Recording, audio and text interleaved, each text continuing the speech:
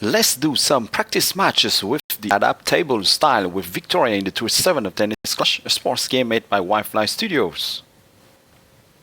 Note that when I say adaptable style in this video, I mean it's an all-rounder style that can adapt to compete with several other styles of play. Okay, so the first match was a tough one versus a top 50 players, and even using a character apparently to test Florence instead of Kaito and a nylon string, this opponent gave me a lot of headache, and this kind of match just shows you that I'm far from being good like some subs comment under my videos sometimes. It shows the big level gap between a normal player and a good player who is in the top 50. So I have to play well and need some strokes of luck during the match to beat this just test character using nylon string. So imagine how impossible it is for me right now to beat the same opponent playing Kaito with the Joker Core. So, and this opponent is not even playing at the level of accuracy of Halep. So you can imagine how easily I'm crushed in dust by Halep. And that's why I keep saying to myself all the time, after having faced those players, I'm just a mosquito compared to those top players. I have to keep improving my game. Okay, so let's watch now the matches a bit. Of course, I have to try and outflank the opponent, and I have to surprise with some drop shots. But you know, at one moment, the agility, the very high agility, can pay. And this Florence has a lot of agility, and I took a lot of risk as well to try and hit down the line over the side line to try and outflank the opponent as much as possible. Fortunately here, and you need some strokes of luck sometimes, this return was very shortly out. Okay, so here I don't have the opportunity to place a big forehand yet, and the opponent just played very well. You know, at 3,000 trophies, you have kind of experience. So even with a character that you use for testing and for fun, surely, out of boredom, you know, when you play all the time with Kaito, you are kind of bored. So I think that this opponent wanted to try another character just for fun, for the sake of change. And then, well, that wasn't a big success at the end. But you know, this opponent was giving me a hard time, and that's why you see the importance of agility. Wow, yeah, it was out of luck here. That point couldn't have, if it was over the net, could have put a bit more pressure. Okay, let's try and do something funny here. Yeah, I try and did some good strokes. Yeah, that was not purely luck, but when I say that I had some strokes of luck, that was essentially the unforced errors that my opponent made. And well, I did some good hits as well. Yeah, sometimes when I swipe and I'm too much into the action, you see this kind of status bar. I just hit it. See, that's quite accurate as a return, right? So that shows you that you only need a high agility, and then even if you don't have a very powerful forehand and backhand with a very high agility, that can compensate. And you just need to be accurate so that your opponent doesn't. I was talking for Flash for my opponent, not me, because as you are going to see at the end of this match, the stats, you will see that the opponent has a very high agility and a forehand and backhand which is just decent. So that shows you that the agility is compensating a lot for the lack of power. Yeah, here I think that, I don't know, the opponent had a lag problem, or her cycle of accuracy was a bit out of the spot where the ball hit. Yep, 75 agility, 56 forehand, well, decent, backhand 46. And as I said, 75 agility was compensating totally. But if that was a Kaito, I would not have no chance, I guess. Okay, let's tackle this second match, another style completely with a Victoria. This one is not, playing boom boom tennis with a big serve and big forehand, and me neither. As you can see, I was not using my big forehand at all the time.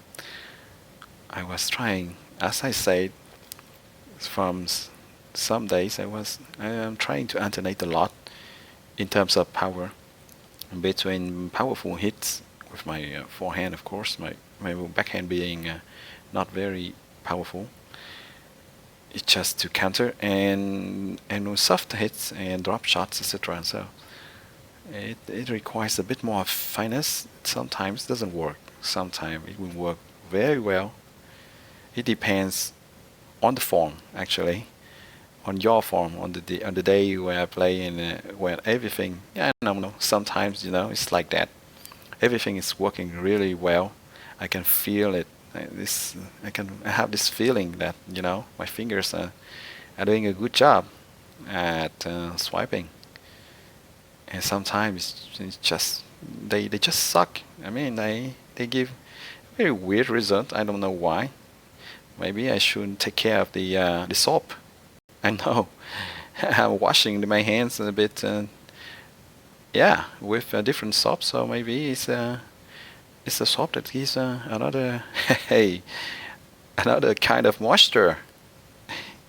No, it's kidding, of course, but so far it's kind of adaptable. So it's a kind of all-around style. Suits me well. It actually looks the most, as I said in my other all-rounder style practice matches. It looks like what real tennis should be. And in real life, you try to play tennis at a level which allows you to play well. You should try and play with this kind of a build as well. That means you are decent in all shots and you own a big shot as a main weapon, like a big forehand or a big backhand. Okay. Yeah. I come back here. I was slated. Boom. Yeah, sometimes, finance is not good enough. We just need some power as well to outflank, and then we alternate with with soft shots. I love, really, from some days now I'm playing with that alternance, and I love the fact that my opponents can't read how I'm going to hit my next ball, if it would be a powerful hit or a soft hit, where I'm going to place the turn. And that's funny. That's funny to toy a bit with that. Of course, some opponents do that as well. Some very good opponents is trying to outsmart the opponent. Love. Well, it all depends on the, as I said, it all depends on the Second form, serve. on the moment that you play the match. So 2 love. everything is good. It will work like a charm. So as I said in previous videos about this adaptable style, it has its pros and cons, and like for all other play styles naturally. This adaptable style of play allows us not to be too easily fooled by drop shots, while allowing us to serve decently. I say just decently. Especially if we can put weak spots in the center. Love. And to follow up with a big forehand, if there's an opportunity behind soft cross court forehand, and you finish with that. That's very surprising for the opponent. She didn't expect me at all to play there. And that's a golden tie break, 7-0.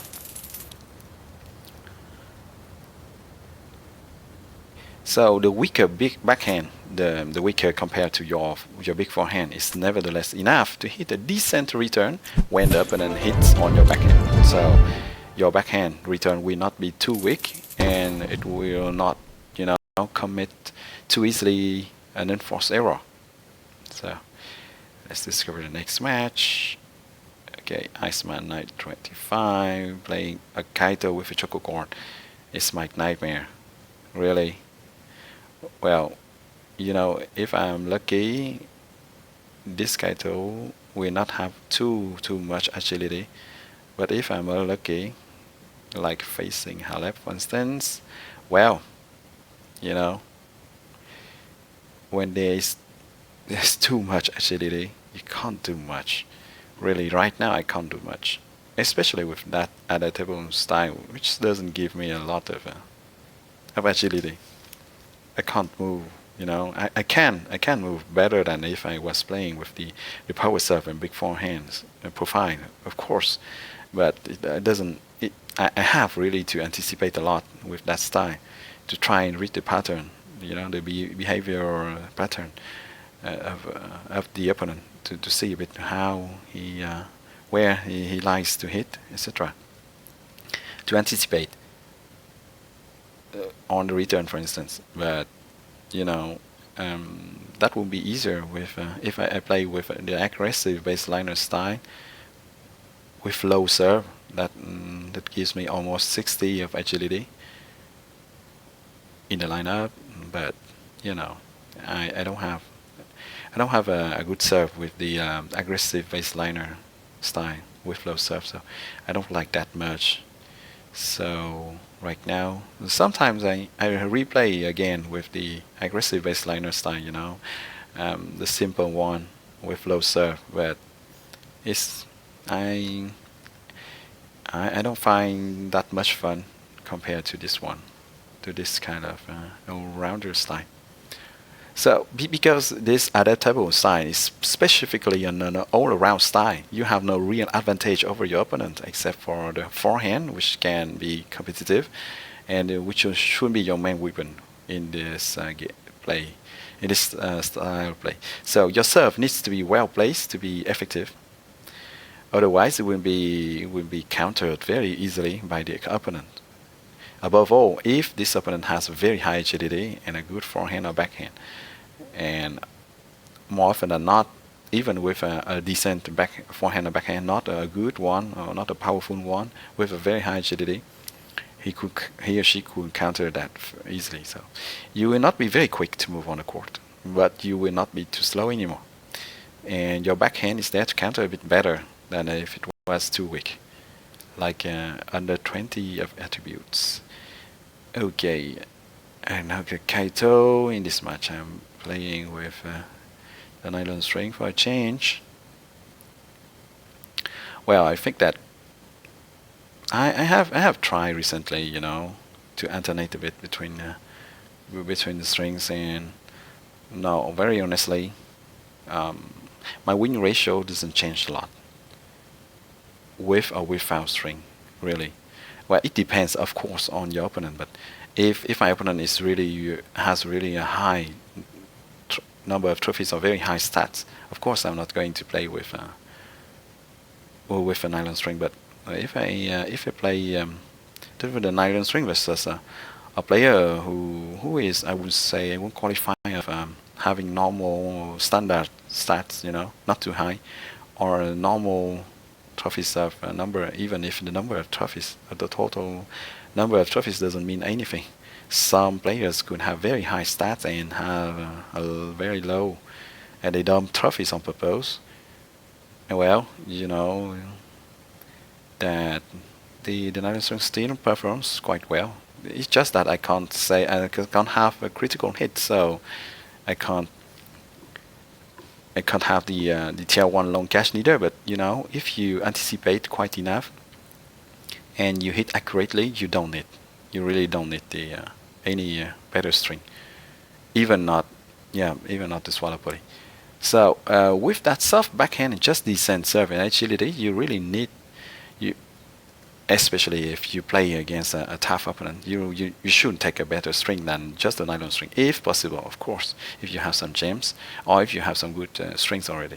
So I like to use the Toro twine when the opponent has a good forehand and a good backhand of 60 and above, and a simple but effective swallow poly if the backhand and forehand of my opponent is not very powerful.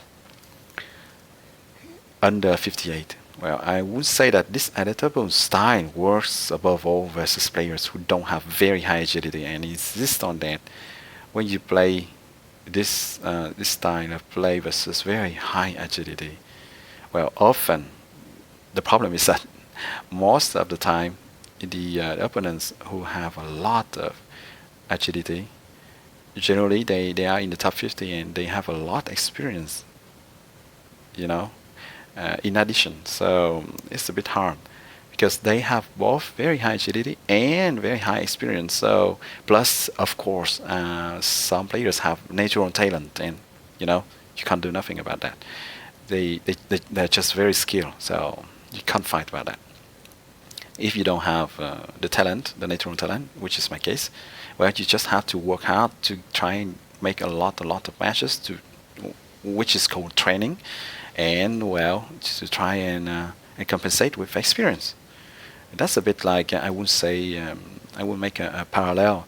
It's a bit like Cristiano Ronaldo and Lionel Messi. Some would say that Lionel Messi is playing football with more natural skill, natural talent than Cristiano Ronaldo. But Cristiano Ronaldo is training a lot, is training very hard to compensate for this deficit of talent, and he's doing very good, very, very well. Of course, I'm not saying that he's not skilled, but if you look at the dribble stats of Lionel Messi, I mean, or if you watch all the goals of Lionel Messi, you see obviously you see a difference, a level gap in terms of natural skill between Cristiano Ronaldo and Lionel Messi.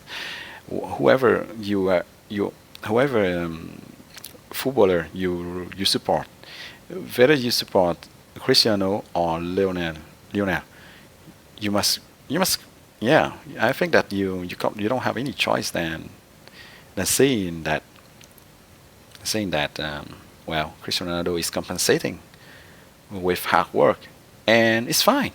It's fine because not a lot of footballers have natural talent, I would say. No, not everybody has the dribble skills and the elimination skills like Neymar and Messi and Ronaldinho, etc. So, well, they work hard, like a bit like Cristiano Ronaldo and Ruud van Nistelrooy, who was a very, very hard worker, training a lot. Really, he was famous for training a lot. Well, enough talking about software. Well, I would say that, yeah, I was saying that this adaptable style works above all versus players who don't have very high agility and who haven't trained enough to return most of the time on your weakest hand. A lot of top 50 players, they do that. They just they keep insisting hitting on your backhand, and then boom, they outflank you by going the other side. That's very, very, very hard to counter. You really need to level up. Yep, don't have any other choice. You have to level up the cards, and you have to get a lot of experience to counter that. You have to outflank them first. As soon as they can outflank you with the first time, well, they only need one hit, and if they outflank you one time, from then they will take the lead, and they will keep outflanking you all the time until they kill you with the final big forehand. That's the way it works. That's hard, but gotta train. We gotta train to get to this competition level, to try to play with them on a even playing field. But so okay, let's finish with this DJ Zinger. Yeah.